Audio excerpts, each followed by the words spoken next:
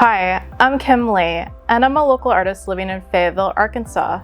I've been making art for over 10 years now, and I usually make art using film photography, collage, and drawing. Today, I'll be showing you how to make your own artwork inspired by Kobe Moles, using the materials in your kit. For this project, you will need these materials from your kit: watercolor paper, a pencil sharpener, a black permanent marker, a watercolor palette, a paintbrush found in the watercolor palette, and a white oil pastel or crayon. Also, with permission from an adult, grab these materials from your home or classroom: paper towels and a cup of water. Alright, let's get started. Take out all of your supplies and set them in front of you.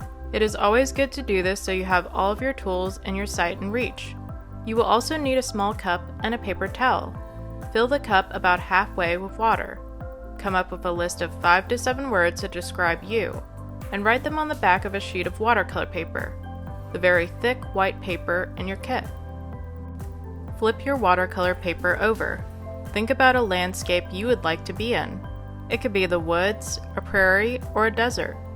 Using your pencil, lightly sketch out a simple landscape with at least enough elements to use the words you wrote down. Elements are things that make up your landscape, like hills, clouds, the sun, or a tree. Choose landscape elements you like. For my landscape, I chose a Southwest American-inspired desert. My landscape elements include a sun, clouds, a plateau, an arch, cacti, rocks, and a sandy path. Using your pencil, fill in different sections of the background, middle ground, and foreground with words from your list. Warp the letters to make them fit in the entire space. You can leave some areas blank for contrast. The words I chose to describe myself are funny, easygoing, ambitious, thoughtful, calm, imaginative, and spunky. I thought my landscape was missing something, so I added another word to describe myself and to fill in my sandy path. Feel free to adjust your landscape by adding more words. Pressing down firmly with the white oil pastel or crayon, draw designs or patterns in the blank spaces of your landscape. You can create patterns like swirls, but make sure to not color over the words you wrote down in pencil. Any spots that the oil pastel touches will stay white when we paint over it. Open up the watercolor palette. Wet your brush in the water and paint your landscape sections. Mix different shades of colors to give it some variety. You will notice that the oil pastel or crayon lines you made do not absorb any water and remain white, adding detail to your work. More paint plus less water equals more saturated colors.